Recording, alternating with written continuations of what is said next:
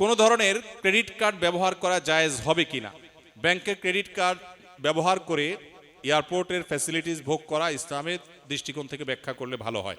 Generally credit কার্ডগুলো যেই পলিসিতে ক্রেডিট কার্ড ইস্যু করে সেটা আসলে সুদের ভিত্তিতে হয়ে থাকে। অর্থাৎ ক্রেডিট কার্ড ব্যবহার করে আপনি যা কেনাকাটা করবেন নির্দিষ্ট সময়ের ভিতরে যদি আপনি পরিশোধ না করেন তাহলে সেক্ষেত্রে আপনাকে সুদ দিতে হবে। ইসলামী ব্যাংকগুলো যেটা করে সেটা হলো যে আমরা সুদ নেব না, এটাকে তারা বিভিন্ন নামে সার্ভিস চার্জ হিসাবে বা বিভিন্নভাবে তারা কেটে থাকে। কিন্তু অনেকেই বলেন যে আমরা তো পলিসি এমনভাবে করা আছে যে আমার সেভিংস অ্যাকাউন্ট থেকে অটোমেটিক আমার কেনাকাটার টাকা কেটে নিবে, অতএব সুদ দেওয়ার অপশনই নেই। এরকম হলে তিনি তো সুদ থেকে বেঁচে আসেন, কিন্তু যে এগ্রিমেন্ট হয় সেখানে তো লেখা থাকে যে আমি যদি পরিশোধ না করি এবং নির্দিষ্ট টাইম পার হয় তাহলে আমাকে অতিরিক্ত পেমেন্ট করতে হবে।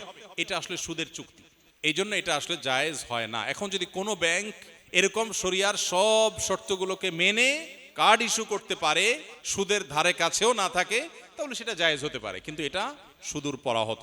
আমি আমার বন্ধুদের প্ররোচনায় পড়ে জিনার মতো কাজে নিজেকে জড়িয়ে ফেলেছি, নাউজুবিল্লাহ। এখন এই পাপের জন্য খুব অনুশোচনা হচ্ছে। দেখুন, শয়তানের সবচেয়ে বড় অস্ত্রের নাম হলো নৈরাশ্য। শয়তান মানুষকে আশাহত করে দিলে এটা হয় তার সবচেয়ে বড় সাকসেসের বিষয়। আর ইমানদারের কাজ হলো কোনোভাবে শয়তানকে সাকসেস হতে না দেওয়া। আল্লাহ বলেছেন লা তাকনাতু মির রাহমাতিল্লাহ, আল্লাহর রহমতের আশা কখনো তোমরা ছেড়ে দিবে না, কখনো নিরাশ হবে না। ইন্নাল্লাহা ইয়াগফিরুয যুনুবা জামিআ, আল্লাহ সকল গুনাহ মাফ করে দিবেন। এমন কোন পাপ নেই যে পাপ আল্লাহ মাফ করবেন না। ক্ষমার অযোগ্য বলতে পৃথিবীতে কোনো পাপ নেই।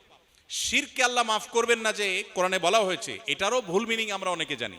এটার সঠিক মিনিং হলো পৃথিবীতে যদি কেউ শিরক করার পরেও তওবা করে, ফিরে আসে, অনুশোচনা করে, আল্লাহ মাফ করে দেন। যদি শিরক নিয়ে মারা যায় সেটা মাফ হবে না।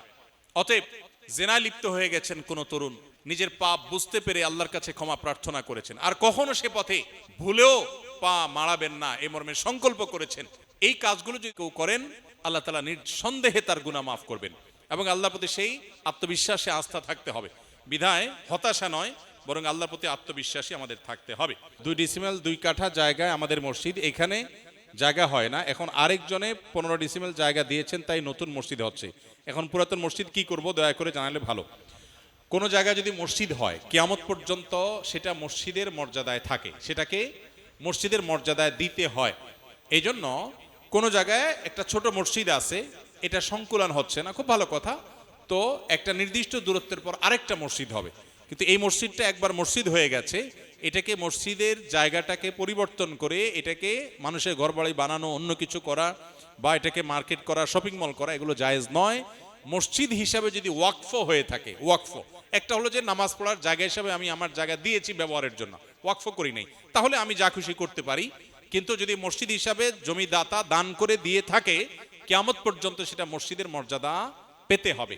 যদি প্রয়োজন হয় নির্দিষ্ট দূরত্বে আরেকটা মসজিদ হবে, এবং মাইকের আওয়াজ ইত্যাদি একটা আরেকটা ডিস্টার্বের কারণ না হয় সেদিকটা খেয়াল রাখতে হবে। কিন্তু কোনো অবস্থাতেই এই মসজিদটাকে ড্যামেজ করে বা এটাকে আপনার ডিস্ট্রয় করে সেখানে নতুন কোনো প্রতিষ্ঠান মসজিদ ছাড়া অন্য কিছু করা, এটা জায়েজ হবে না। এজন্য মসজিদকে মসজিদের মর্যাদা দিতে হবে।